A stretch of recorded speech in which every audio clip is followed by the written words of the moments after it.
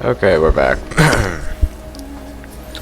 Giselle is running away from the mansion after her secrets of sleeping with Michael's father has been revealed. That's where we last left off. Castle? Did I say castle? I mean mansion. Why? I knew that if I fled that mansion, I would likely be causing trouble for my mom and sister. But I was helpless to stop myself. All I could do was run from all that threatened me with no regards for the consequences. Before long, small droplets of rain began falling, which soon grew heavy enough to penetrate the forest canopy and reach the ground where I stood.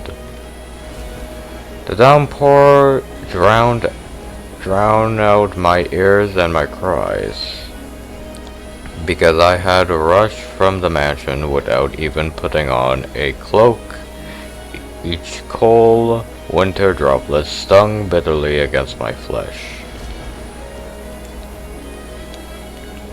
But the bite of the rain was like a warm embrace compared to what I had been through before. Michael had spoken the truth. As much as I wanted to deny it, to avert my eyes, reality was forever engraved in this body. No, I don't want to think about it. But I had no say in the matter. Get out of my head!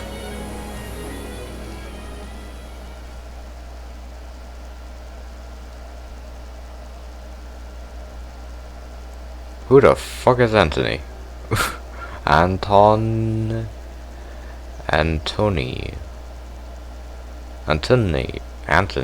That's not Anthony, that's something else. Anton. I'm calling you Anton. Am I yep. Okay. Come over here, Giselle. Oh, is that the father name? Okay. May I ask why you asked me here so late at night, master? Oh, I just wanted to have a little chat. Care for some wine?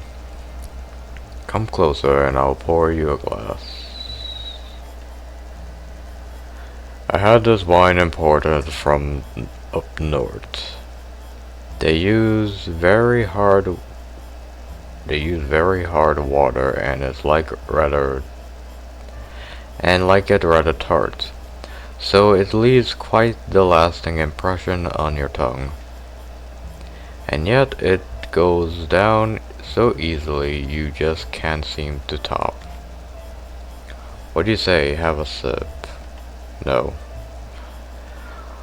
Or does your expertise as a trader allow you to evaluate wine's quality without tasting it? No, but, please, Giselle, don't trample all over my good grace. Very well then. I'll have a sip, master, but no more.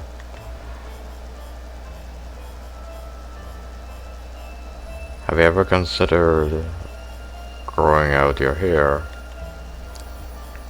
Having long hair made it difficult to do my job.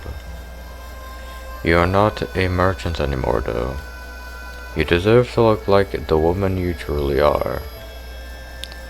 I have no doubt longer hair would accentuate your natural beauty. It's a gorgeous shade of black, so deep a man could get lost in it for years.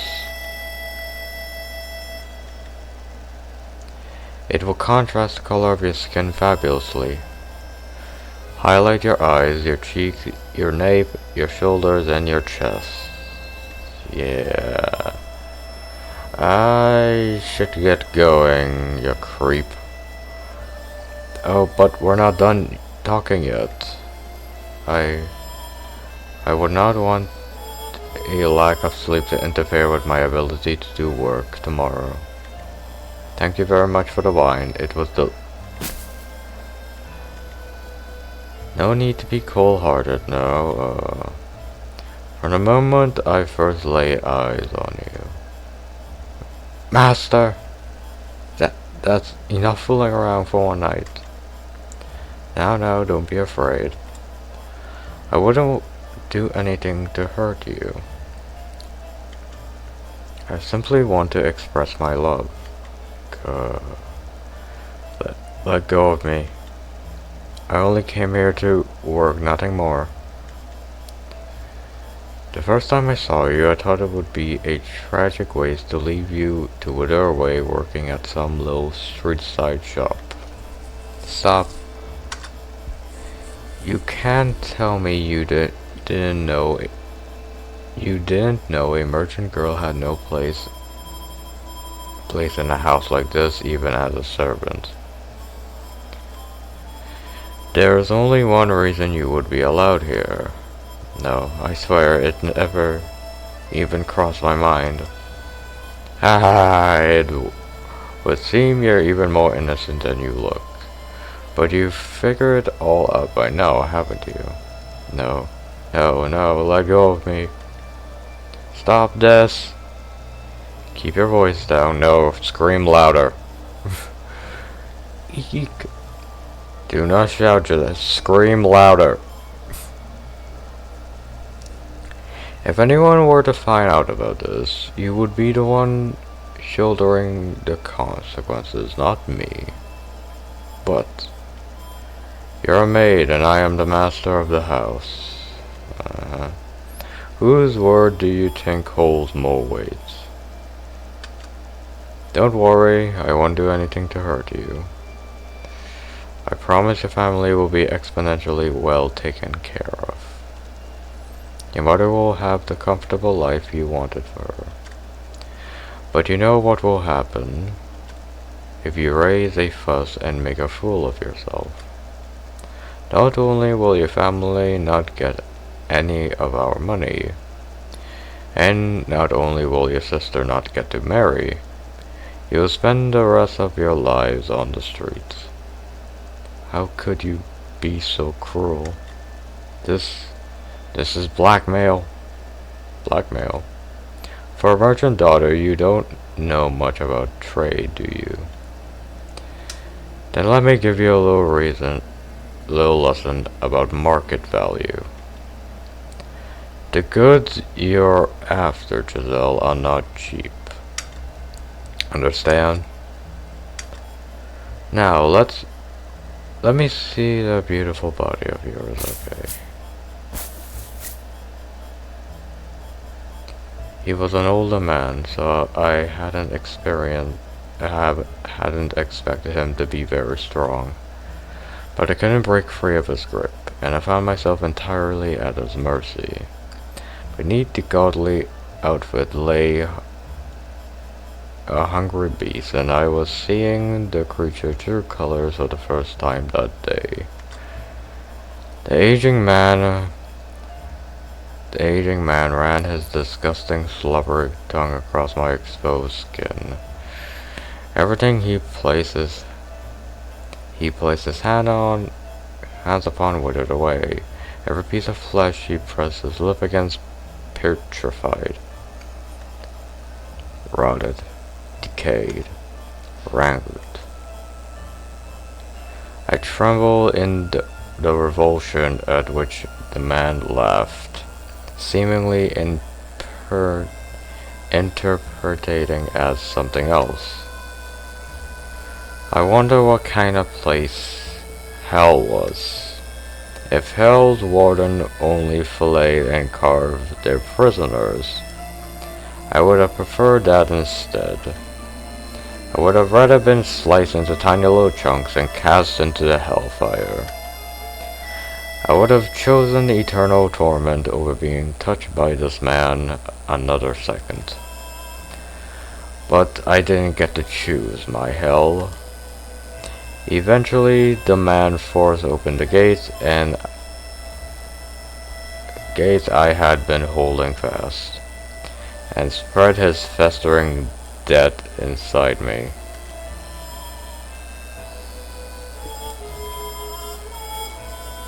Listen to me, Giselle. It's in both of our best interests to keep this between the two of us.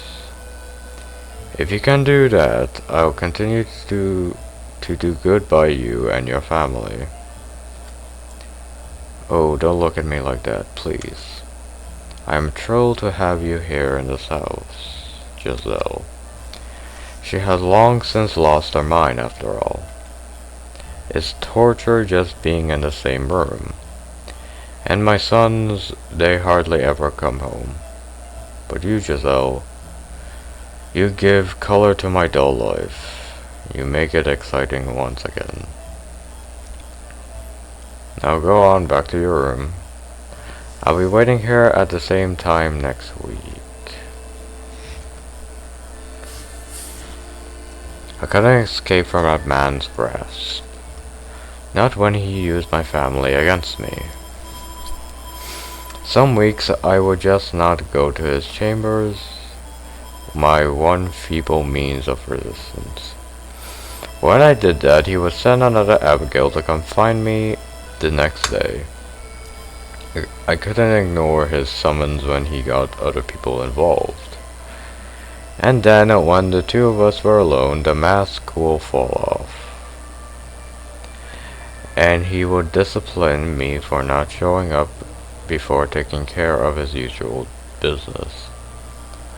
On good days, he would leave bruises in inconspicuous places, my abdomen, my inner thighs. But he went as far as carving a word into my skin with a knife. Harlot. Oh. That was why I was afraid of knives. That was why I was afraid of men shouting. I wasn't even sure what to regret anymore. And it started to rain. Fuck you, rain. I hated when I didn't want to record because it was raining. It will mess up the audio. Damn it. Whatever. I was in far too deep. There was no turning back the clock. Even considered taking my own life on more than one occasion. But every time the thought crossed my mind, happy memories came with it. Back when it was just the three of us girls at the shop. Life may not have been easy, but it was never dull either. I didn't want to end my life at its absolute lowest points. I wanted, if just temporarily, to go back to the way things were back then. That objective was the only thing that allowed me to keep going. When I was in his presence, I tried to convince myself I was merely an object. I had no emotion, so he couldn't hurt me.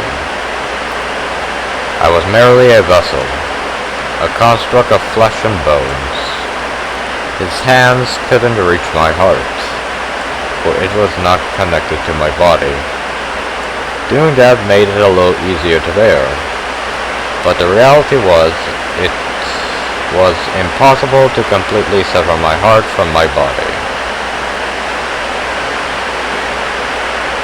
Lady L, you're Giselle, aren't you? One day the mistress of the estate stopped me in the halls. She had supposedly once been quite beautiful, but now she was only haggard and bony. Her skin dried, her eyes sunken, her hair faded and stripped of its luster, her head down, her pricked lips barely even moving as she spoke. It's fucking rain, oh my god. Age did not appear to be the only thing working its merciless magic on her either. There seemed to be something eating away at her from the inside too, something that could burst at the slightest touch. Yes, I am Giselle. Is there anything I can do for you? The mistress rarely ever left her chambers. I had been told it had been years since she attended the family supper. So what could bring her to come looking for someone like me? I have an idea. You... What? I wasn't sure I wanted to know the answer. You're having relations with my husband, aren't you? Well, yeah. Are you? Aren't you? Madame. Ha ha ha. You wretched creature. She was telling the truth. One of my trusty maid caught a glimpse of you through the cracks of the door. She saw you with him, you filthy rat. You seduced my husband. It was the other way around, but you know. You devil, you convincing witch. Conniving witch. You don't get it, do you? You don't realize how grievous this sin is, do you? Anyone has strained this girl. She's a demon, a devil. Tie her up and hand her over to the clergy. No, that won't be enough. A witch, you have to burn her bones, scatter the ashes, or she'll come back to life. Yes, yes. Execute her, kill this woman, burn the witch, seize the piece she's stolen from me. Cursed. It's cursed. This house is cursed. Not only has it taken away my daughter, now it's taken away my husband. Oh, good, the rain's calmed down. Oh God, please shine thy cleansing light upon this house. I knew it. I knew it would be a waste of breath trying to talk to her. She was not sound of mind. There was a madness in her eyes. I didn't even have to make a fuss about it. It happened all on its own. If there was no way around it, then I should have done it myself after the first time.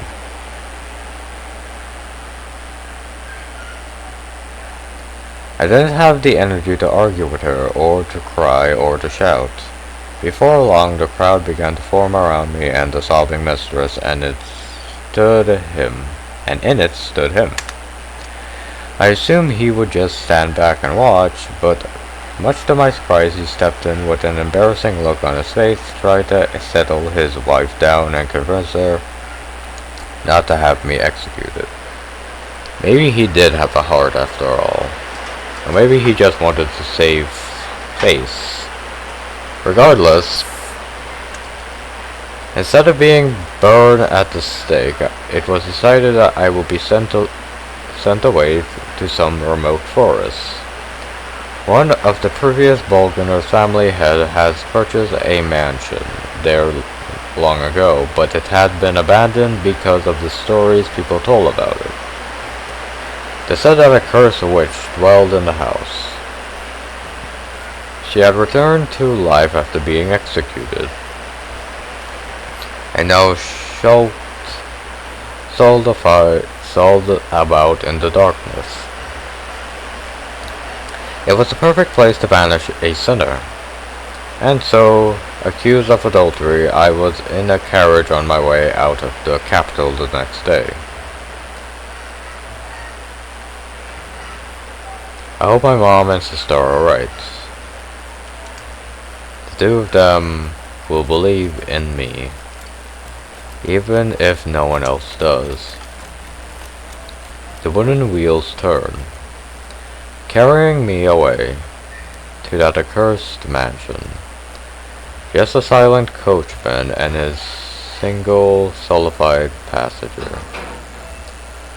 Looking out through the windows, I could see the city walls slowly fading into distance behind us. I doubt I would ever set foot in this land again. Ever cross the Grand Point again. It was a saddening reality, but at the same time, I felt a surge of relief. I had finally escaped from that house. I had finally escaped from that man. A sense of freedom slightly lessened the weight of everything else I was feeling.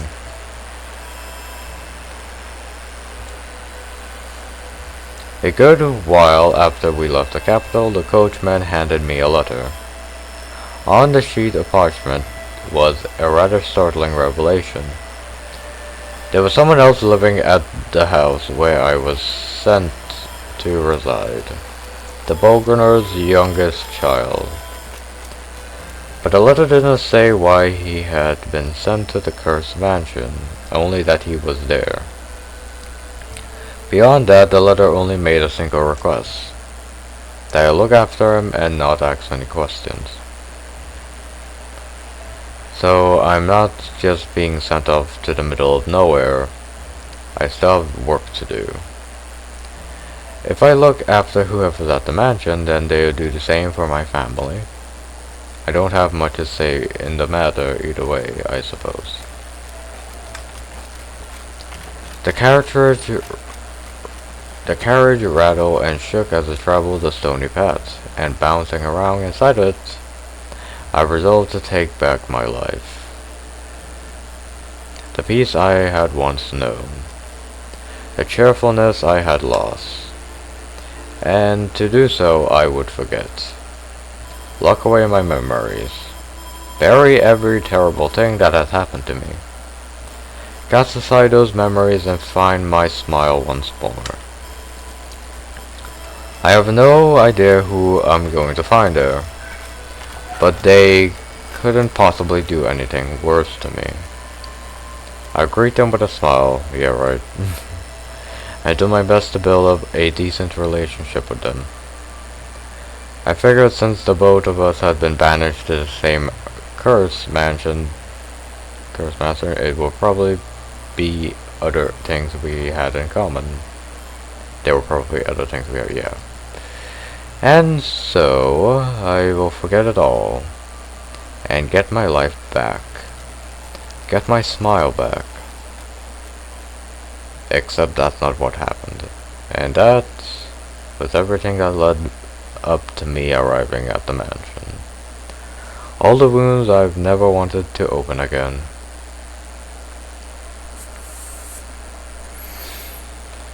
I didn't want to think about that. I've been trying so hard to forget about it. I wanted to forget all about it. So why did you have to make me remember? All I did was believe. Believe we could make things work. Why, how could you? God, I can't take it anymore. Crying. Once the memories had broken free, they flooded back with perfect clarity. Exactly how he ran his hand across me. Exactly where he hit me, where he cut me. Like I was going through it again, this very moment. The rain was cooling me down on the outside, but so much nauseating heat had built up in my gut, I vomited all over the ground. I threw up, and I threw up, and I threw up until there was nothing left but bile. And when I had nothing left to expel, all the strength evacuated from my knees and I collapsed. I didn't know if everything was blurry because of the rain or because my eyes had decided they were done looking at anything. The whole world twisted before me. Michael's no different. My attempts to get close to him, to always keep a smile on, it was all a waste. The look in his eyes was terrifying. Like he didn't believe in anything at all. So he probably wouldn't have believed me if I had told him the truth. If he convinced that I have an ulterior motive, there's probably no changing his mind. Such a cool rain. If I lie down here and go to sleep, I wonder if all the warmth will eventually drain from my body. and then I'll decompose and become a part of the earth. You know, that might actually be nice. I like that. I always thought I didn't want to die, that I wanted to go back to the way things were. But who cares anymore? I did my best, after all, and that still got me nowhere. Cheerful Giselle was just a farce. And when I'm dead, all my worry for my mom and sister will fade away with me. Oh God. I doubt you have a place for me on the high. I am, after all, an unclean woman, and I have given up on living altogether. But even if I can't get into heaven, that's okay. I just want release. The rain pitter-pattered down through the leaves overhead, chilling my skin. The cold spread through my flesh and onto my bones. My heart and lungs and stomach freeze me like a block of ice. My consciousness drifted away from me. Then the world slipped through my fingers. More than fear, I felt relief. Utter black. And that, I was sure, was the end of me.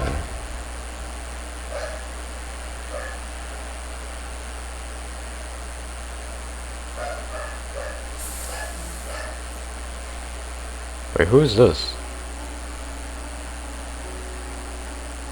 Oh, we're back. And that, I was sure, was the end of me. I'm even now putting her through a harrowing experience. Digging up the memories she's locked away, the past she wanted to pretend never happened, and laying it all out before her once more. But I must get her back to who she once was, even if it means forcing her to endure this. She must remember everything, because I need to know. Why did she become the maid? And what secrets does this house hold? You're Michael. Yes, my name is Michael. Michelle, I'm sorry. I am not the white-haired girl. The person you were searching for was the man who once hurt you deeply, me. Why? What was her why referring to? Why I hurt her, or why I'm here, or perhaps why I didn't show up until now. Not having an answer for her, I clench her cold hand in mine. I wonder were her hands this cold that night too. There's still more we need to see though, and it's still too soon for me to apologize. When she gotten everything back, only then I can, only once she reclaimed herself. That is when I must tell her. Now let us return to our past. Our story has only just begun. No matter what we thought or what we desired, no matter what we lost or how much pain we suffered, we must not shut this door. Is the witch here?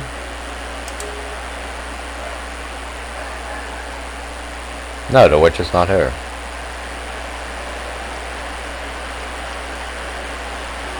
Perfect darkness embraces once more.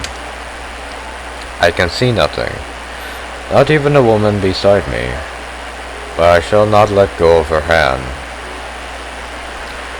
I do not want her to slip away from me. I do not want to lose her.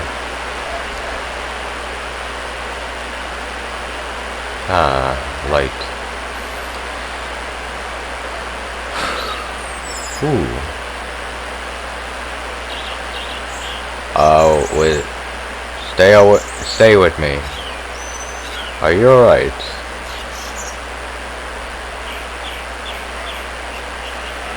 Giselle, oh, thank goodness you're awake. How's your head? Can you see me? What? You had me scared there.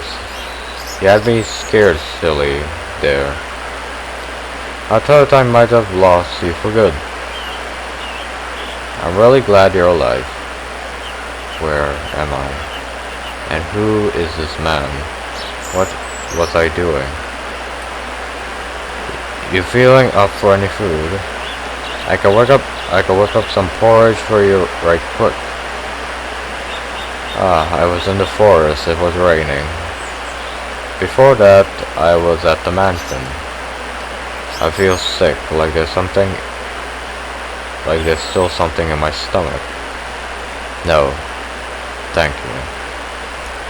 I don't want anything. You really should have something.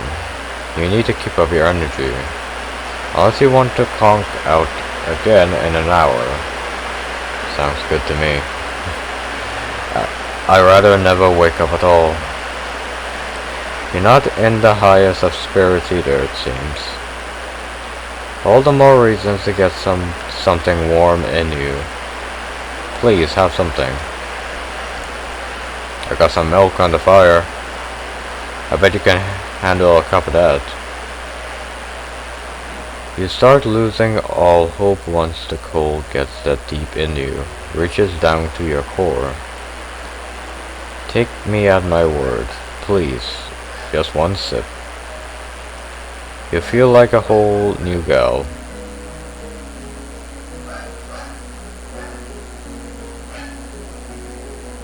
A heart-wrenchingly pleasant aroma waft up with the steam from the wooden cup. Succumbing to the sweet smell, I lifted the cup to my lips just for one sip. And the warmth that spread throughout me brought tears to my eyes. Perhaps there really was kindness in the world. A ripple spread across the surface of the milk. I heard a gentle sigh come from the man beside me. After which he said with a smile, "You should take it easy for the day." Who's this man? I had lost the willpower to think about anything. I didn't care what had happened to me or why I was there. Who he was or even where this was. I spent the whole day in bed, just watching the sun slowly slide across the wooden floor. It felt like I was somewhere far, far away. At times I feel like a lost child, and at times like a sickly old woman on her deathbed. Watching the sun travel gave me a renewed awareness of the passage of time. I like this OST, it sounds good. The fact that each moment that went by was another moment I was alive. I realized then that it had been a while since I've gotten more than a brief glimpse of any sunlight. It almost surprised me how colorful the world seemed beneath the sunlight, something I didn't get much of in the dark mansion. Only after losing something do you realize how much you need it. Warm milk, the light shining through the window, and a bed that smelled like springtime. With those three things, my heart slowly began to defrost, and I started to regain the willpower to stand on my own 2 feet.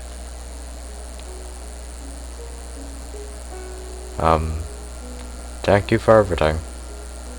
You sure you're in any shape to be on your feet? Yes, I'm fine. I'm not hurt. You look pretty beat up to me. But you look a lot better now. And you're talking a lot more clearly than before. You've been very generous despite having never met me before. And for that you have my deepest gratitude. Without your help I would no longer be in this world. I don't deserve your thanks. You are alive now because God's guidance made it so. God. I came across you early this morning as I was heading into the forest to hunt. Imagine my surprise to see a young lady like you on the ground in my path. What were you doing in that forest? In the forest? You don't have to tell me if you'd rather not. Everyone got their own share of personal problems. You're not going to demand I talk. I have no reason to force you to do anything. You look like you've been to hell and back. What? I could tell just looking at you. Now then, do you have somewhere you can go? Somewhere to go? Of course I don't. I can't go back to the capital nor the mansion. If not, then why don't you stay here? Here? Sure, it's a small village. We're self-sufficient and we all help each other out. No tax-hungry lords, no we build the place up either, so we keep everything we make. We're pretty remote as a result, and the harvest isn't fantastic, but I'm sure you'll find it comfortable here. The rest of the villagers will be glad to have you. What do you say? Sorry, Ma. What I'm about to do might make the rest of the family lives more difficult, but I don't want to have to feel any more pain. If I really wouldn't be an inconvenience to you. If it's really okay, then yes. I would like to stay here. That's great to hear. I was loath to send you back out there in your current condition. I haven't introduced myself yet, have I? The name is, Amenity. Amenity. I'm calling him Amenity. The sea amenity. He's a sea amenity. Just one lowly villager of many. I'm Giselle. Giselle, that's a beautiful name. If I'm not mistaken, there should be a vacant house. Clean it up and you can call it home. I couldn't possibly ask for that. I doubt others will like it if I just took a house for myself. That shouldn't be an issue. I'm the village representative, more or less. Representative like a sheep. Only a name though. As I mentioned, we're not on any lord's map, so I don't have much representing to do. The only reason I end up in charge is because I'm a bit more educated than anyone else. It was a long time ago, but I understudied with a priest. Because of that, I am familiar with the Bible's teachings. So rather than a chief, people in the village look at me more like a priest. Wouldn't be much fun if the church found out about that. They're liable to think I'm acting undornate. Undornate, that I mean unorthodox, but you know. Then you believe in God. That's quite the question. Of course God exists. He's always watching over us. That's why you survived, because he protected you. I understand that your faith can waver when you're going through times of tribulations, but those are times when it's most important to keep sight of who you are. Right. Now you get some rest. Tomorrow I'll show you around the village. Thank you. I truly mean it. I really sincerely appreciate everything. Don't mention it, Giselle. This is your village now too, so you don't need to act like a stranger anymore. Okay. So he's amenity, I'm calling him that. He seems like a nice man. I wonder how all this is gonna go to hell. Because it seems peaceful and nice now, but we know that some hell is gonna come one way or another. Maybe here, I can live in peace. It'll be alright, I'm sure. Yeah. I wasn't silly enough to believe my life would be perfect, but I had found a tiny fragment of my lost hope. While I had once been ready to give up on absolutely everything, I was starting to feel like I might be able to smile again, eventually. Like I might be able to get back on my feet. And in order to do that, I had to cast aside my past once more. To forget everything that had happened at the Bulgarner's estate, and everything that had happened at the mansion. Forget about Michelle. Sorry, keep butchering his name. There was one niggling curiosity, though, that I couldn't shake. Something that he had said before I left. My very existence threatened to tear down that house. My very existence threatened to tear down that house. The cursed young son of the Bulgarner's family. Michael, who made a pact with the devil. Who is supposed to be dead, but is very much alive. What he meant by that? Why would people think he was dead? No, I don't care about Michelle one bit. Forget it. Forget everything.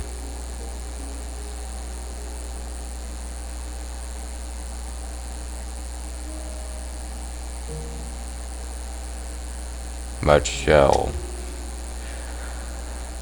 The house was, as it had always been, wrapped in a thick silence. Giselle's shadow, which has been lurking in the halls for about a month, was nowhere to be found. She hadn't come back since running off that day. My secret was still safe. Her effort had, in the end, all been for naught. Back to the way things were. But despite my mind telling me that it was for the best, I felt kind of guilt seething in the back of my chest. I felt a kind of guilt seething in the back of my chest. And any attempts to figure out why only made me feel worse. But the look on her face then...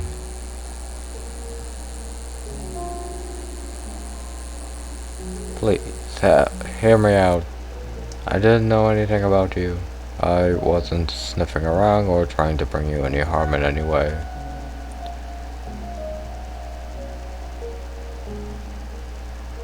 Was that really just her putting on an act because I revealed her scheming? She was screaming though.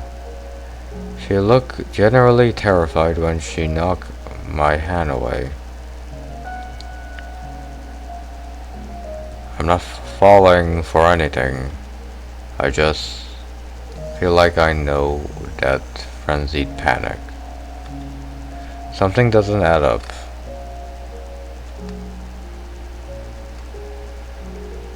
Be quiet.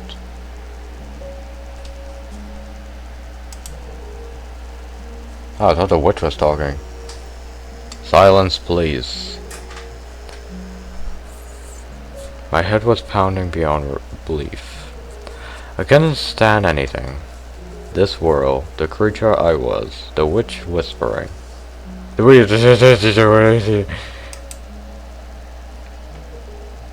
witch whispering. Where? I'm not seeing anything.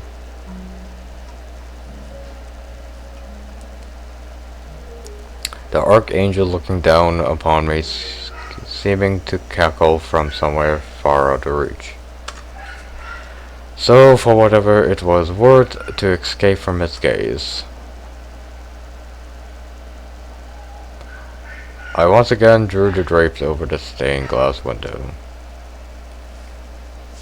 and the entire mansion went black.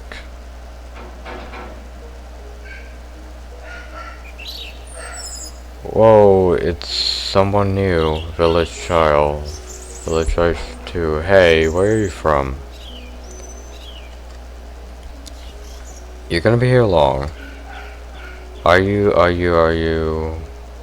Good lord. We hardly ever get visitors here, so they were downright awestruck by you.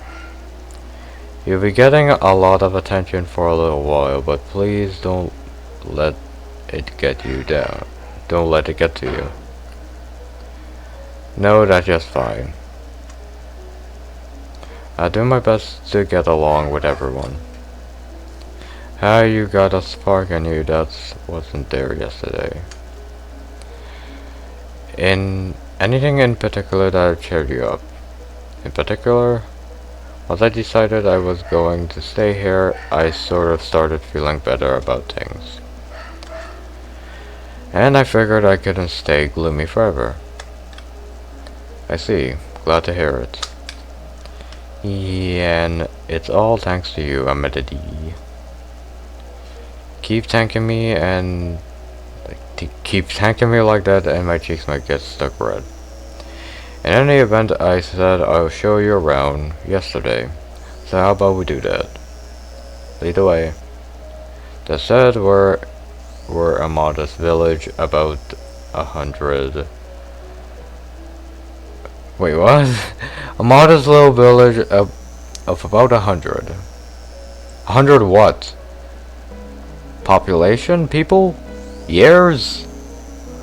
Everyone knows everyone. People, then. For that size, it looks pretty big to me. Amenity taking the lead, we walked through the village, passing by a crop fields and milk cows, presumably shared among the villagers. Houses were scattered across an area that seems far too large for only 100 people. Actually, getting a better look at them, the buildings were dilapidated, looking more like ruins than residents. Once upon a time, this was a city rather than a village. When did your ancestors live here? Oh no, we're drifters, fortunate enough to come across some decent looking land, so we stuck around. How do you know what it's like before then? There was a few stone tablets left behind, and based on what we were able to extract from their texts, this area used to be a large city with a booming economy rivaling that of the capital. Damn. There weren't hundreds, but thousands of people bustling around. Merchants come from afar came in droves. It was much like how the capital is now. Actually, this area is more open to foreigners. People of all different races speaking many different languages. It was evidently quite the sight and sound. I had no idea there was a city here. And what happened when a place is wiped from history? I can't tell you how reliable the tablets are, but if you take them at their words, this city lost everything in just a single week. Damn. Was there a war or something? What? People, crops, livestock's all dead. Maybe it was a natural disaster, a famine, a plague. I can't say for sure. This is what the tablet said though. What the fuck is that? We have been cursed by the witch.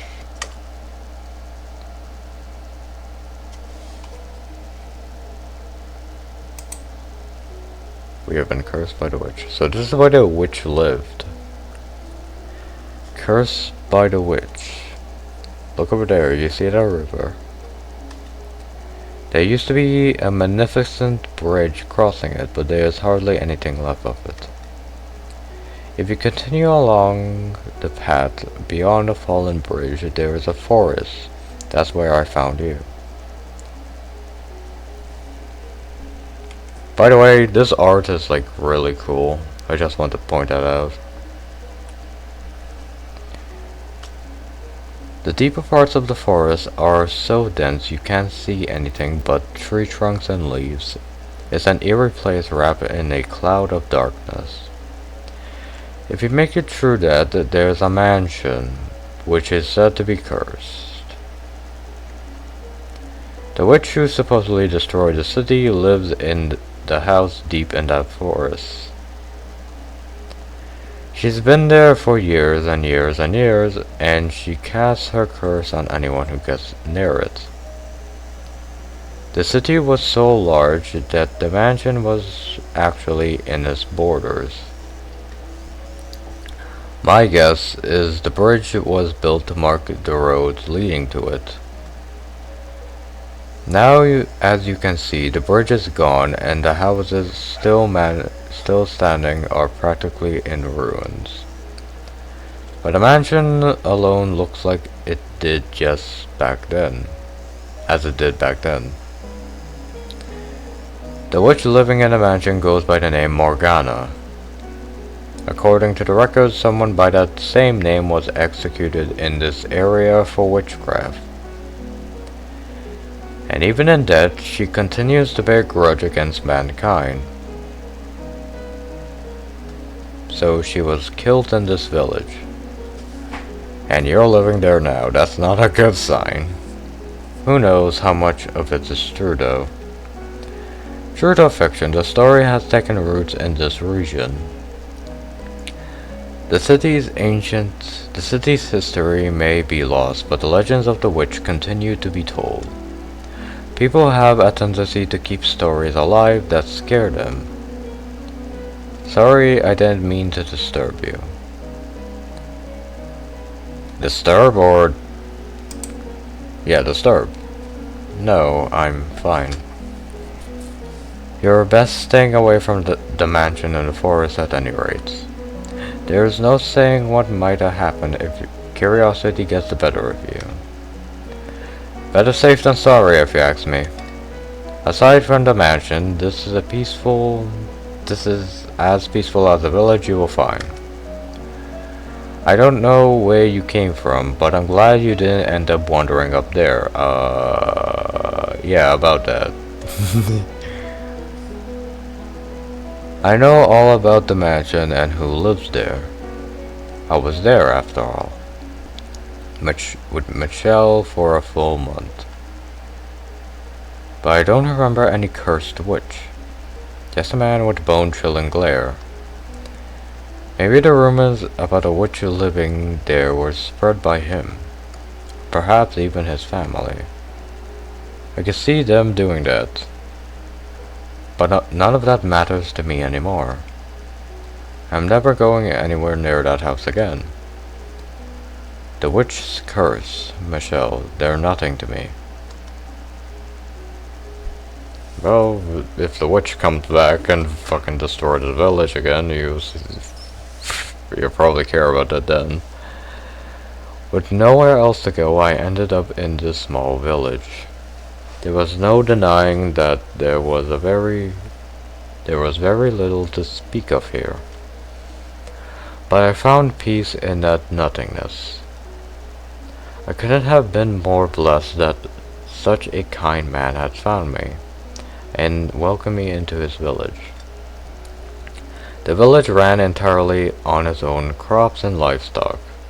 They had no currency, merely bartered among themselves. Coming from a merchant's family, everything felt so new. I had never plowed a large plot of land, milked a cow, or used a loom before. I'm gonna sound so fucking zoomer by saying this, but what's a loom? At first I wasn't sure what to think, but such a departure from my lifestyle in the capital. Wait, what? Did I read that properly? At first I wasn't sure what to think, being such a departure from my lifestyle in the capital, yeah. But over time I grew more comfortable with my new life, and the people of the village started to think of me as one of them.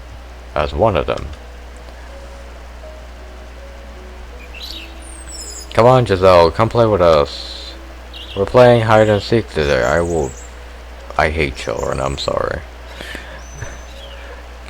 Sorry, I'm spinning yarn. You can do that later. Come on, come play with us. No, I'm spinning yarn. Stop that, don't pull on my skirt. Oh, alright, you win. I'm done with this. I'll join you. No, I need to spin my yarn.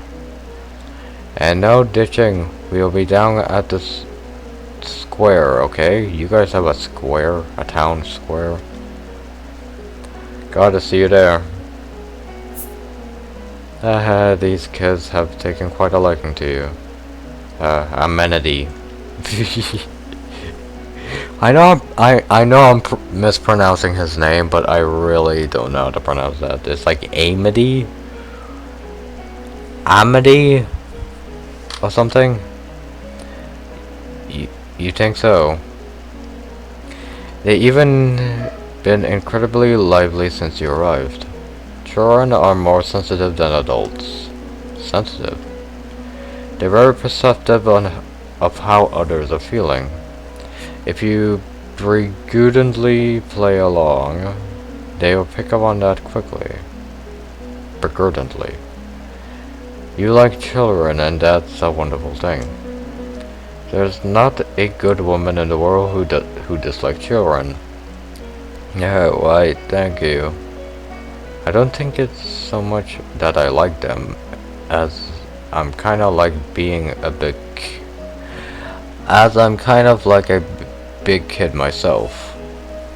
I generally enjoy hide and seek, okay, but that's not going to earn me any points. I like kids too. Watching them gives me faith that this world has a bright future.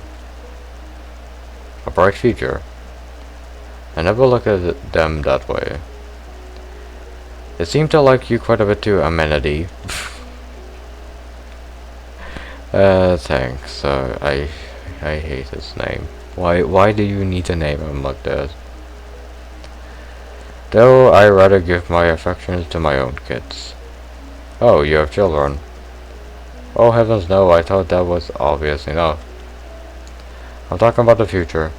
I see. But knowing you, Amenity, I'm sure you will find someone right for you. And have the kids of your own in no time. I wonder if his name comes from a specific region of the world. Hold on, let me look it up. It's not that easy, sadly. Even in such a small village, there is no ladies who would take interest in me. You don't give yourself enough credit. I'm fully confident you can find someone soon enough. And oh, the name of an island. My dude, your name is after an island. I'm fully confident you will find someone soon enough. You really think so? Absolutely. And perhaps you could be that person. And then perhaps you could be the person. What? Pardon? Amenity Islands. Island in New Caledonia. Pardon? I won't pressure you into it, of course, but I think it would be marvelous to have you in my life as in a bigger way. Red flag, my dude. I'm sorry. But it's a little soon for me to think about settling down like that. You, it's pretty sudden, I admit.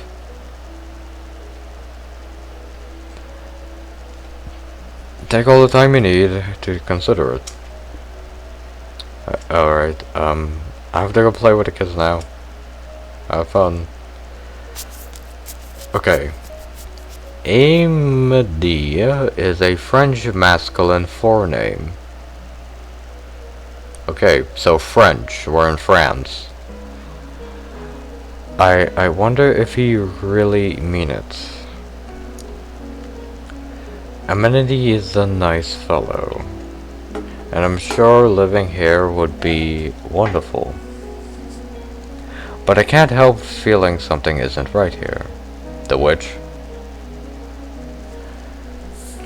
I really want to see this witch. Like, damn, like, this witch has been a character, I'm just gonna say that. Why am I thinking about him now, of all times? That man has no redeemable qualities, not one. Michael? Michelle? As it turned out, Amédée was serious about his proposition, and he brought it up every time we ran into each other. Unable to give him an answer, I found myself constantly apologizing to him. Soon winter started giving way to spring.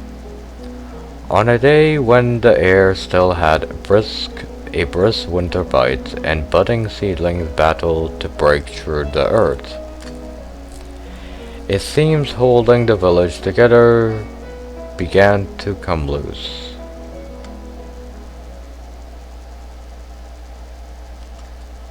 That day, the village men were gathered in the square talking. They all had stern look on their faces. It was clear that something had happened.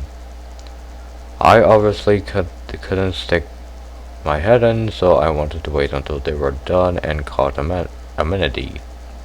Amédée, that's his name. While it was rather awkward, I was still more comfortable asking him for information than anyone else. Actually. With a dejected look on his face, he started explaining. A lord found out about this village. Damn. What? And he said he's going to place this land under his rule, meaning he will start to collect taxes. In addition, he also demands we pay 5 years worth of back taxes for our unauthorized use of the land. What? That's ridiculous. Yes, it most certainly is. We obviously don't have the means to pay 5 years of taxes. There is no reason for him to take over this village at all. We're completely isolated from the surrounding area, after all. But if we resist, he could send soldiers. It doesn't matter how absurd his claims to the village is. We have no choice but to comply. That's terrible. What are we gonna do then? We're going to do as the Lord demands. The 5 years taxes will have to be paid in installments. Some of the men suggested we abandon the land and find somewhere else, but it will take time to cultivate the land and plant new crops. It's no trivial task. We just have to make do with these changes. We use more of the land to grow and try to be more efficient. Will you help in the fields? Of course. This village is my home now, too. Thank you, Giselle. It'll be difficult, but if we all pitch in, I'm sure we could get through this. I thought the same thing. If we all work together, we can make it through the rough patch. But the collection of taxes brought more than just a burden for everyone to share. It brought emotional strain and conflicts to the village too. Your family has more hands to work in to work the field. I have a sickly child. You expect him to work harder than he is. I know you're hiding grain in your cellar. You have more than us. Let us keep a little grain. You have more. No, you have more. You both have more than us. When their comfortable lives fell under attack, the villagers' top priority became their own property. The cooperation was only temporary, and before long everyone became a threat. The negative energy only builds on itself. It grows decelerating like a boulder rolling down a hill. And it wasn't long before their sights fell on me, the outsider. Damn. Come on, get moving. Ow. Stop that. Why are you doing this? Wait, what? Yeah, why are you doing this? I'll stop once you've told us everything. Told you every what? One morning the mag dragged me from my house and took me to the square. There the rest of the village was gathered, all eyes on me. What? What is this about? Don't play stupid. We all know it was you. What was me? The thief. Amenity. From the crowd appeared someone I knew quite well. The forever fallible village representative. Affable village representative. The man who had saved my life. But in his eyes now, I thought you were better than that. Was contempt, anger, scorn. So many different shades of negativity. I recognized what I saw in his glare immediately, as someone who had been subjected to those looks before. But why? For what reason was he looking at me like that?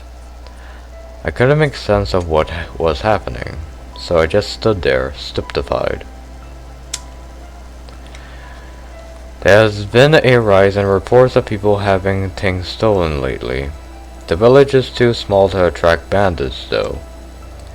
Since the Lord now demands we pay him taxes, even the smallest item loss can have dramatic impacts on families' living conditions. What you've done is no joke. What? Wait just a second. I haven't stolen anything. Why do you think You've been seen in the act. What? So long as there is testimony against you, your guilt is assured. Even if it's false testimony. Who say they saw me? I swear I didn't do anything. They're obviously lying. You're the one who's lying. You've been playing us for fools this whole time. Everything was fine until you showed up. We managed not to get found until you showed up. No, that's not my fault. Giselle, apologize to the village and return what you've taken. Minnie, don't you believe me? There were multiple witnesses. Several different people saw you stealing. I've known these people long enough to be family, and I trust them like family too. They're not liars. But no, they're framing me. I didn't steal anything, I swear. Framing you? Now you want to put this on us, woman? Unbelievable. Have you forgotten we welcome you into our village? Amenity, please believe me. You of all people should believe me. Been avoiding me of late, haven't you? Oh, fucking dumbass. What? Because you had something to hide, correct? No, What other reason could you have to avoid me? Why? How can he say these things? Why won't he believe me? I return the things you have stolen. I can't, I never stole anything. How am I supposed to return something I don't have? I see, so you already moved the stolen goods. Good lord. She said she doesn't have them anymore, folks. How should we deal with this? Rough her up until she talks. Yeah, she's not getting off that easy. Give us back our property. Why is this happening to me? The harsh new rulership has driven these people mad. I need to get away from this village quick. Restrain her! No, get your hands off me. Have you forgotten everything we've done for you? All that matters is that you don't have to suffer, is that it? I didn't do anything. Take her to my house. We make her tell us everything. No, stop, you've all gone mad. Please, come to your senses. With men on all four sides of me, I was dragged into Amenity's house. He sat coolly in a chair, and they shoved me to my knees before him. Ask this one more time, Giselle. Where did you put the things you stole? And I'll keep giving you the same answer. I didn't take anything from anyone. Please believe me. Do you swear with God as your witness? I do. I swear with all my heart. You don't actually believe her, do you, Amenity? Minnie. I keep butchering his name. She's not only solos out to a lord, she's now threatening to make our life downright impossible. Again, that's just coincidence. Listen to me, Amenity. Thus said the Lord of Hosts, the woman had committed 3 sins.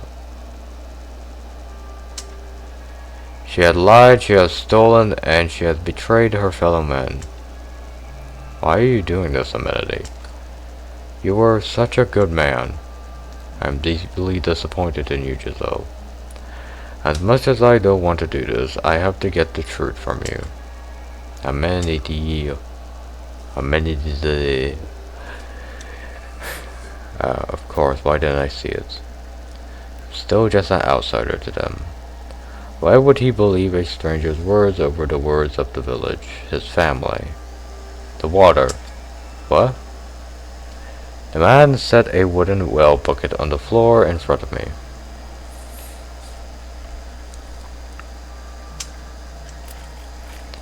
In it wasn't clean water from the well though, but grimy, murky wastewater. I reflectively turned my head from the stench, but a man behind me grabbed me by the hair. And before I had the chance to realize what was happening, the world around me went brown.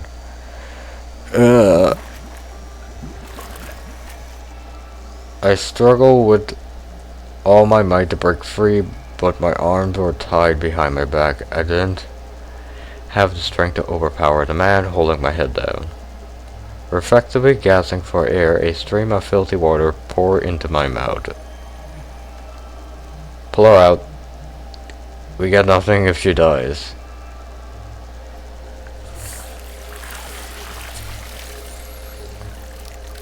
Put her back in. I keep at it until she decides she's ready to talk.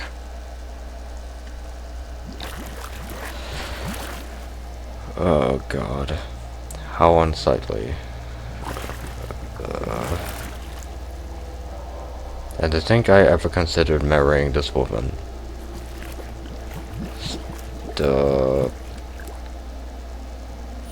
We can stop whenever you want, Giselle.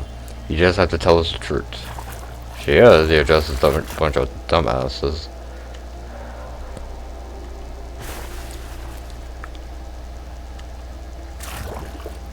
Stop!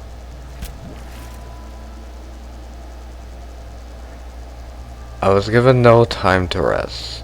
My head shoved into the bucket and then pull out just long enough for me to steal a bread before going back in over and over and over again. Not a person in that room objected to the abuse I was receiving. I had prayed for good harvest with these people. They had taught me how to use a loom, something I never had touched before. We had laughed together, lived together. They were normal people. Perfectly ordinary, kind, helpful, friendly people. Not all cruel or inhumane. But now they burn with a frenzy that overshadowed all my memories of them. And every gargle, gas, and grunt they got from me fueled that fire. Dozens of eyes laced with madness stared down upon me, rejoicing at my suffering.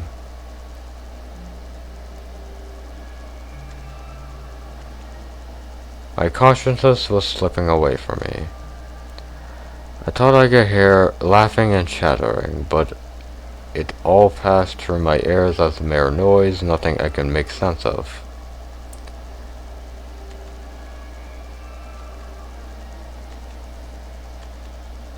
Stay with me, no. Humanity.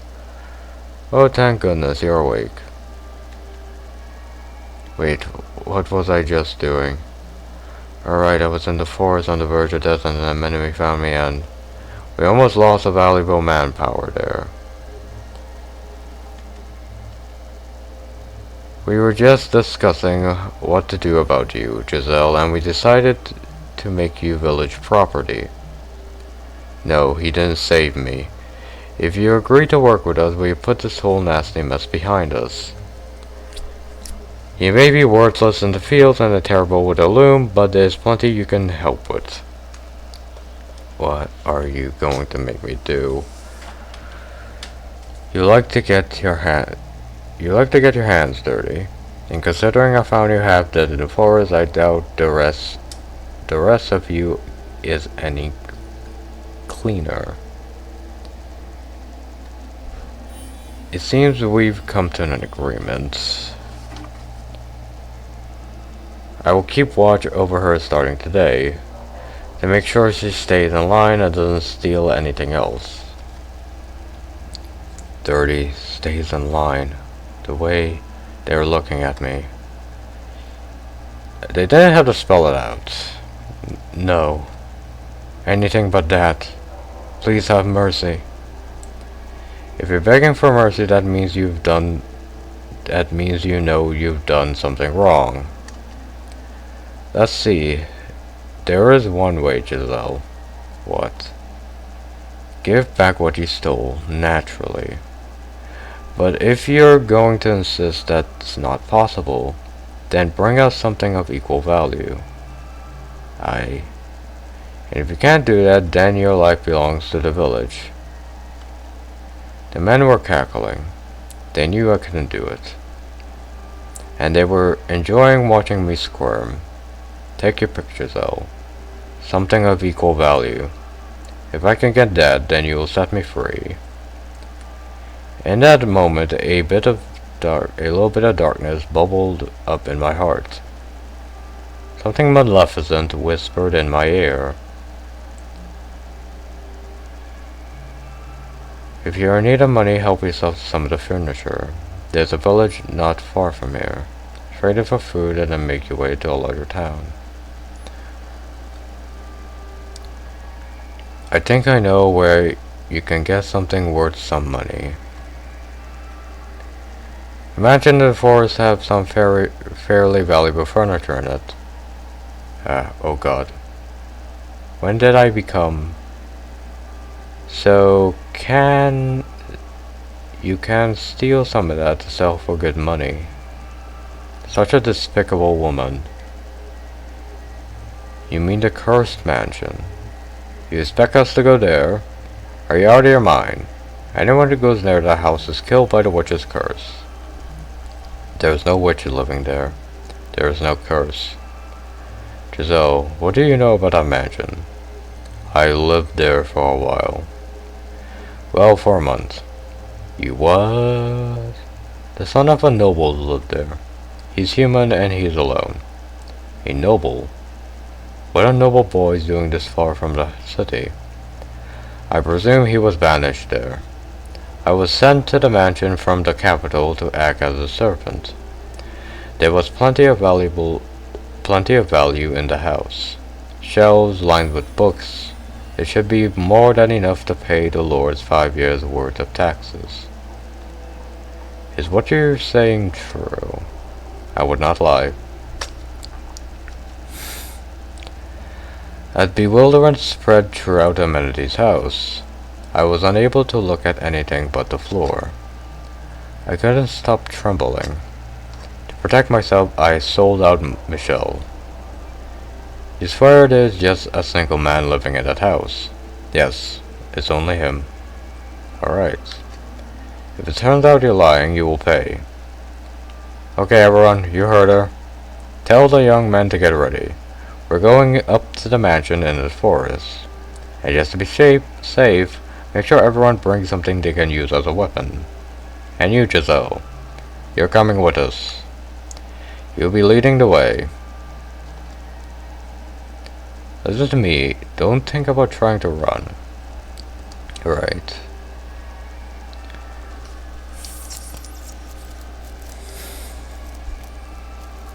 On the cusp of springtime, I found myself trekking through the dreary forest I had thought I would never set foot in again. How had I ended up here? How come I could never manage to avoid getting myself in these situations? And who would have guessed that my reasoning for returning to the mansion would be to loot it? I prayed for God to show them even a little mercy and to ensure Michael wasn't around. Though I knew the chances of that happening was almost zero. After several hours of walking, we broke through the thick woods and the mansion appears before us. Like its surroundings, the house was bleak and uninviting.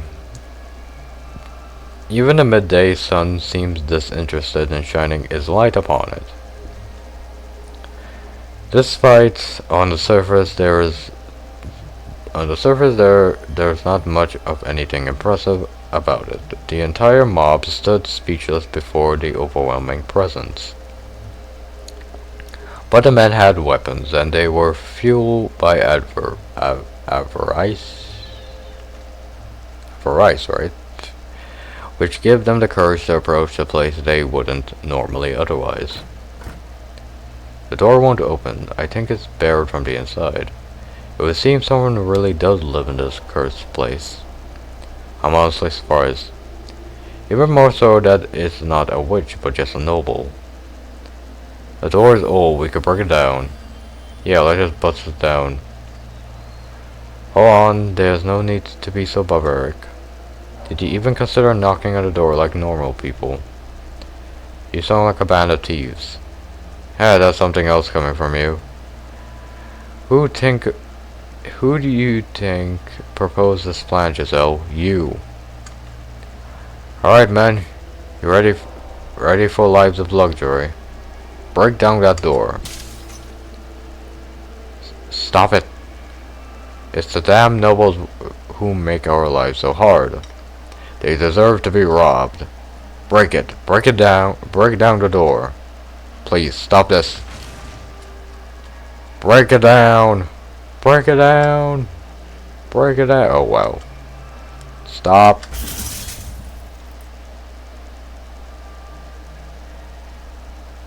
All their repressed emotions detonated. They battered the door again and again. And in a few minutes' time, it was on the verge of collapse. They shouted and cheered and hooted like madmen as my peaceful life came crumbling down around me. Growing lightheaded from the anxiety, I squeezed my eyes shut, unable to bear it any longer. When the deep groan of a door opened echoed through the forest, It would seem you are not aware whose house you're trying to break into.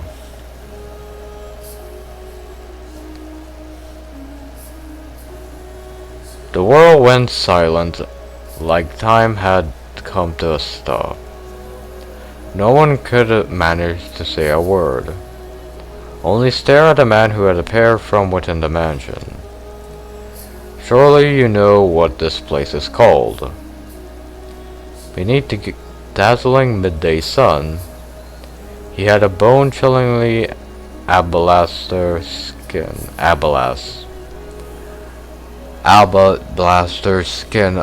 and long, nearly translucently pale hair. So surely you came prepared for whatever you would find. And his eyes were like two blazing infernos staring out across the mob. A demon! Someone muttered, probably unconsciously. He did indeed look like something not of this world. It's a demon! The rumors about this place were true! A cursed demon lives here. Demon? Him, Michael. No, he's not cursed. Indeed, I am cursed.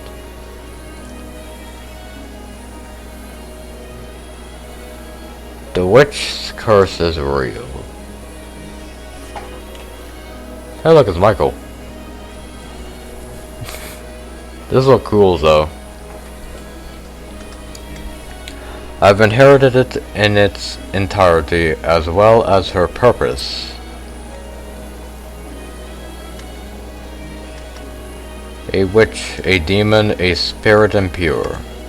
Call me whatever you wish, but the truth shall not change. I carry within me an eternal curse. Behold my flesh, pale as the moon. No red blood flows beneath my skin as it does yours. Behold my hair utterly devoid of color, offered up to the devil as part of our pack. Behold these crimson eyes, a symbol of the lifeblood spilt at my hands. I shall bring calamity upon you as the witch of legend. Never-ending famine, plague, catastrophe, suffering for generations. Until the moment of your deaths, you shall regret ever coming near this place. No, have mercy. We were just...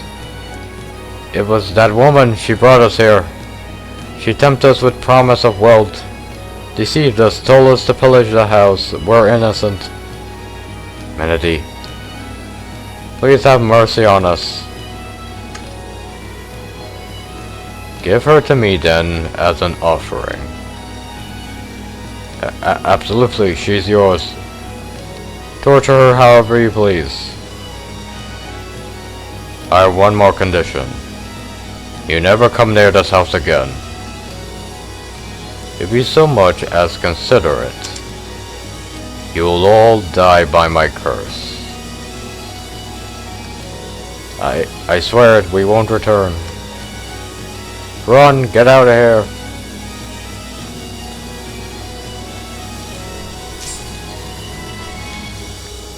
Without so much as a glance back, the villagers scrambled into the forest, and Amenity, the man who had rescued me that night, went right along with them. There is a kindness in the world. Is there kindness in the world? I wasn't sure what to think anymore. Don't think I'm helping you.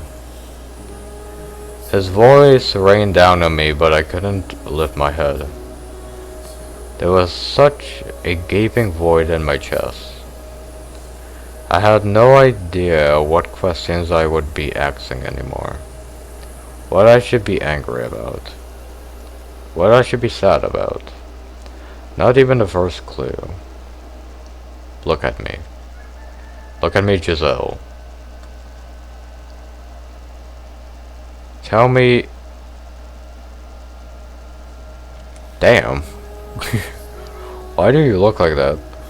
Tell me, is it true that you returned to the mansion to plunder it? That you brought those men here to rob me of my valuables? Answer me, Giselle. Yes, it's true. I persuade them to steal from you. Are you really so desperate for money that you resort to looting? Just how low will you go? Not only did you seduce my father, not only did you dig around for information about me, you brought a mob to this house. And they were armed too. Were you trying to get me killed? Answer me, Giselle. Not even going to defend yourself. Your scheme failed and you're retreating into silence. For God's sake, you sicken me. I'm done with you. I'm done. Leave this place and never show your face here again.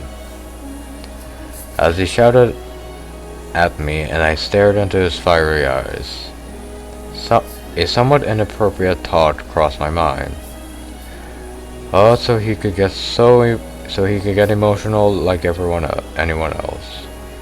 And my heart stripped raw and cast out to sea. Finally sunk deep enough to be crushed by the pressure. Me. What? If you want me gone, then kill me. You can do that, can't you? You can use your curse to kill me, can't you? Then do it, right here. Use your power, take my life.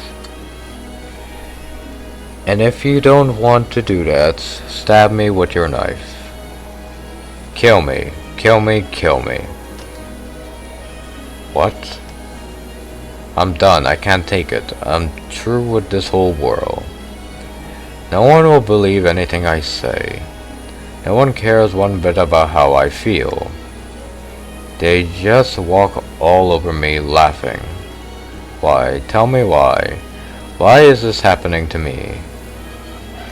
I never stole anything. What are you talking about? I try my best to look happy. I thought everything would work out if I could keep smiling.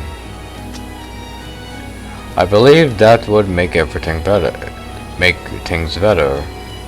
But nothing ever got better. What I ever do? Tell me, what did I do? What did? But you... All I ever did was believe. I tried my best to survive, to always wear a smile. But everything is going to be my fault.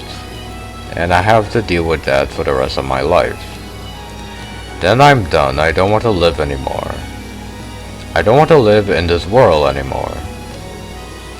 Calm down, please. I don't follow what you're saying. My understanding is that you desire money, so you brought that mob. And before that, you used my father. You wouldn't believe me if I told you the real story. You will take your family words over mine. You don't have any idea what I went through there. How hard it was just to keep myself together.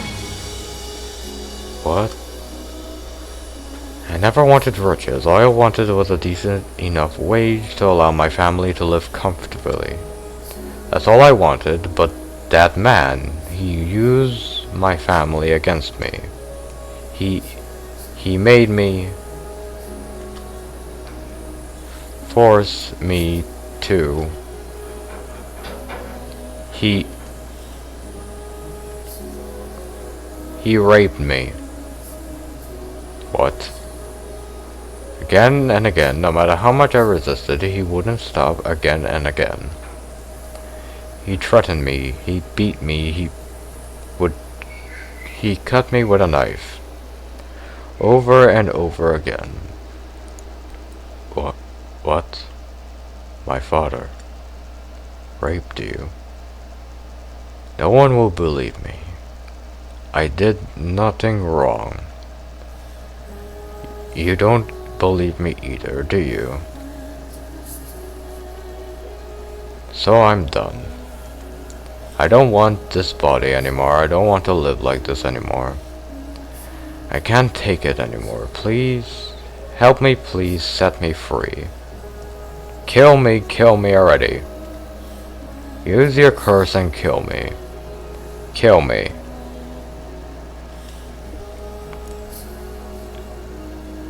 Give me a moment. I need time to process this. You can do it, can't you? Then kill me already. Kill me now. Kill me, damn it. Give me time, we can talk this through.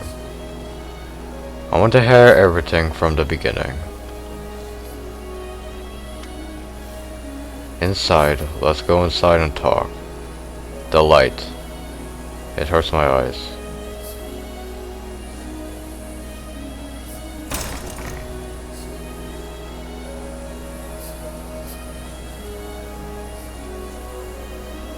That was a door. I might have best let stay shut. Not knowing the truth would have been so much easier. Wouldn't have made it to shudder in disgust. I wouldn't have been to shudder in disgust. Hear about the crimes of my own family. But if I hadn't opened that door, I would have lost everything. That day. After far too long, I finally let myself see the person in Giselle.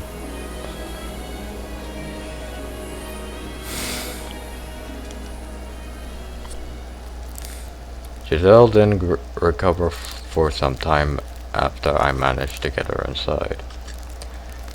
Unsure what else I could do for her, I had her sit before the fireplace and waited in silence as she sobbed. I had no idea what one was supposed to say to someone who was crying. It was normal to offer them a warm Was it normal to offer them a warm drink? I didn't know. I did know I needed to reflect on the things she had said outside and try to make sense of them. And from there, calm myself down and prepare for the conversation where we will have to, as unpleasant as I sure it was. What? As a conversation we were to have, as unpleasant as I was sure it would be. A considerable amount of time later, Giselle sobbing drew to a stop, and oppressive silence stepping in to take its place.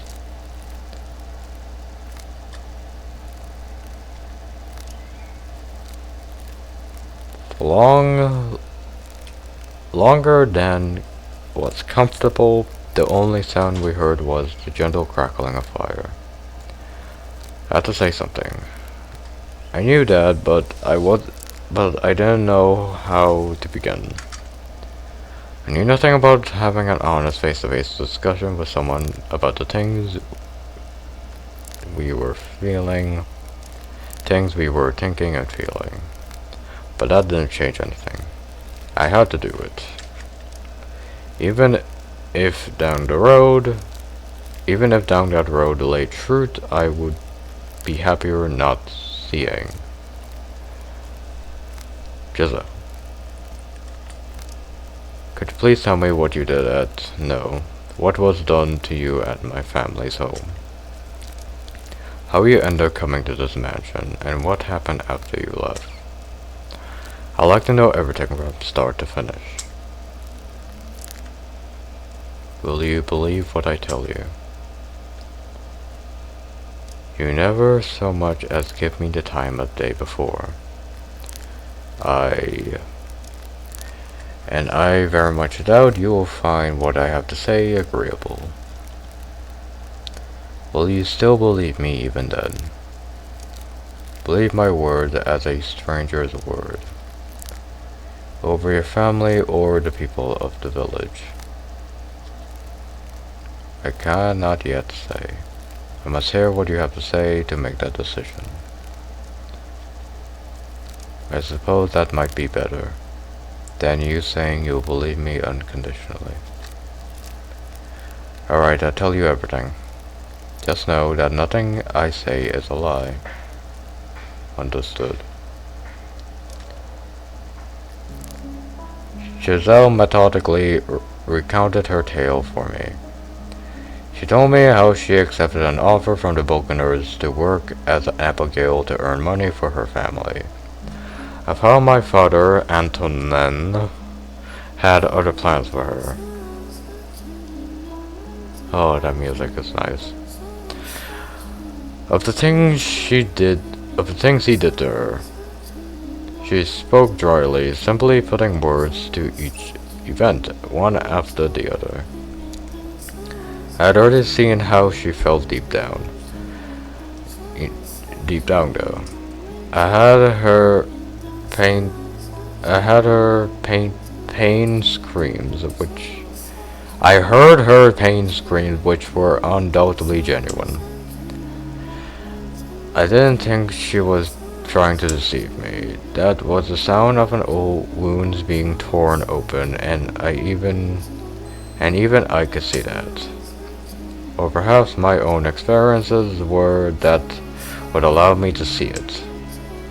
Regardless, I had realized too late. I should have seen it sooner. She described it all mechanically to remain detached from what had happened to her to protect herself. Of that I had no doubts. Still, the things she told me were almost unbearable, and I had a difficult time accepting them. What was I supposed to do? When I learned my father was a rapist, how was I supposed to react to that revelation? What was I supposed to think? But the fact that his blood flowed through me. I repulsed myself. Do you want all the details? What do you mean? Of the wounds he gave me. I still have scars from the things he did. If you don't believe me, I could show them to you. No, that won't be necessary. I see. That's a relief. I don't think I could handle that right now. I hadn't turned down her offer for... I hadn't turned down her offer for her sake. I only did so because I didn't think I could take it anymore. I averted my eyes to protect myself. Why I had taken my mother's words, brushing aside everything Giselle had said and done. I knew good and well my mother was no longer in her right mind. So why had I taught her letter the truth? Why had I been unable to think rationally? There were, I believe, several factors. My childhood, the past, the witch's whispers. Above all, my own character. Consumed with distrust for everything. I had to face it now. Open my eyes once more to look at everything I had pretended away until now. I was not completely blameless for her suffering after all. Please continue if you will. I left off at the point where the mistress discovered what was happening, I believe. I was sent to this mansion to atone for my sins. Sins she didn't even commit. It was decided I would be sent here rather than being executed, which what the mistress wanted. At first I assumed it would be essentially a private prison. But the carriage on the way here I was given a letter. A letter from whom? It didn't say, but your father was the one who ordered me here, so I guess it was from him. The letter was very concise, simply explaining that there was someone already there. The Morgana's youngest child. It didn't go into any more detail than that. But it did ask me to look after you. Do you still have that letter? I don't. The coachman took it back after I was finished. Thinking back on it now, that was rather strange of him to do. It was just a harmless letter. It was anything but. What? It wasn't my father who wrote that letter. He believed me to be dead, so he would have sincerely thought he was banishing you to an empty house in a remote forest. The writer couldn't risk revealing anything that might suggest I was still alive. Then who? My brother, I believe. Either Didier or George's, but I would guess Didier, your brother. Why would he? I do not know. I can't imagine why he would write such a letter. Or why he want to tell you about me. I don't believe he had any ill intentions, at least. I mean, he asked me to look after you. That makes it sound like he's concerned about you. Then why doesn't he stay in contact? Why does he never respond to my letters? It's a bit late suddenly to start being concerned. No, never mind that now. Please tell me the rest. Alright. Giselle resumed her story from the day she fled the mansion. Terrified by my behavior, she seemed to be putting a bit more emotion in her tone of voice. Now, perhaps because she could see I was more interested in this part. There was a deep sadness on her face as she described the night in the rain, listening to the thunder when she gave up on living. And I knew I had caused it. Then she told me of the time she spent in the nearby village. How at first life had seemed wonderful, but in time had come crumbling down. Naturally, she wouldn't be here to tell me this if nothing had happened there. Once she was through with her tale, Giselle let out a long, heavy sigh, as though she's been holding it in for some time. As though I could hear just a faint trembling in the air as she exhaled. That's everything. Do you believe me? If you don't, if you still think I'm deceiving you, then I won't argue with you. That's fine. If that's the case, then just kill me. Why didn't you tell me this sooner? I know I wasn't very open to anything you said, but if that day, when I found you in my room, you had told me I was mistaken, that the sin belonged to my father, it might not have turned out like this. The knife. What? You were holding a knife. I can't handle blades anymore. Ever since what happened, they scare me to death. There's the sight of one in someone's hand, and I start thinking they're gonna use it on me. I can't help it. I start shaking uncontrollably, growing faint of breath. The world goes white. I can't even form words. There's nothing I can do. Now I finally see. She was grimacing in pain. The day the package arrived when you knocked my hand away. Because I was scared. Because it reminded me of that time. I'd assume she was simply jumping from a guilt coincidence. I felt nauseous, realizing I'd been pouring a constant stream of salt onto unmendable wounds. What a damn fool I was. Why did you get upset at me?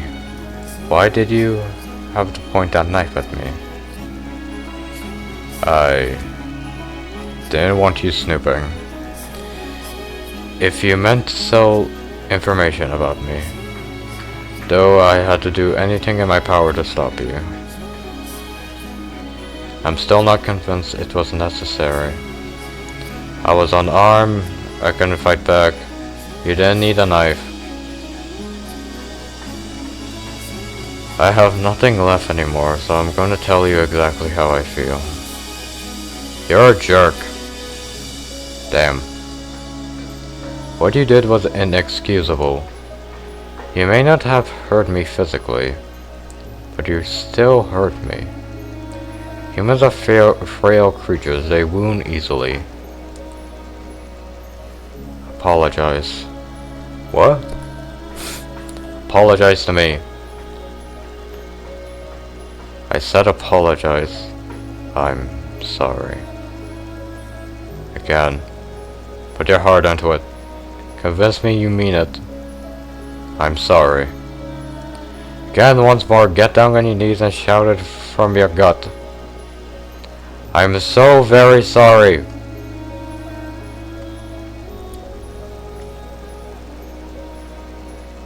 Was that a laugh? Jeez, you're such a strange man. Strange? You told me to do it. Nothing's going like I thought it would. I figured even if we talked, you would just deny everything I said. I didn't think you would actually listen to me. How long is this recording? Pretty long. I think I'm gonna end it here. Is this a good spot to end it? You would just deny everything I said if you actually listen to me. Yeah, it's kind of like a downside in the story. Like, the story isn't, like, nothing exciting is happening except for stories and explanation. So next video, I would pick up from where we left off. So, thank you everybody so much for watching, and see you in the next